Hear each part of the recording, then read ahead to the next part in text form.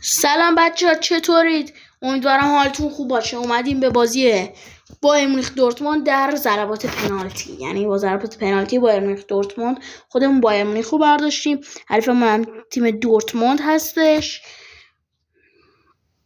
و بریم سراغ این مسابقه ببینیم در ضربات پنالتی چه می شود. خب کی باشه تو؟ به هری کین، این بازیکن با تجربه ضربه خودش رو میزنه، کوبل میپره و گل. هری کین اولین پنالتی خودش رو تبدیل به گل میکنه. شماره 13 دورتموند، مانوئل نویر. گل دورتموند هم پنالتیشو گل کرد. گنبری سرژ گنبری و گل دوم میزنه سرژ گنبری. خب چپ بپریم ببینیم چی میشه. شماره 14 میزنه ضربه خودشو و مانوئل نویر میره. به به،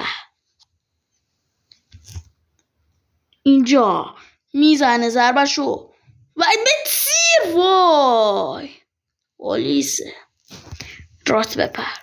شماره 43 خراب کن. وای 2-2 مساویه. موسیالا جمال. وای تو رو خدا راست بزن، جون هر کی دوست داری. این پنالتی رو به سمت خراب کرد. به نتیجه رسیدم باید چپ بزنم. رافائل گریرو توی دروازه. داداش من تو خدا این پنالتی رو بگیر.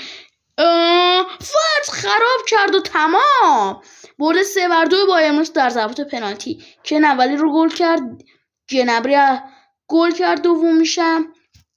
اولیسه خراب کرد. موسیالا خراب کرد.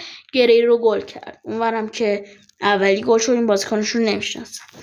اولی گل شد، دومی خراب شد، سومی گل شد، هر دوتای بعدی هم که خراب شد.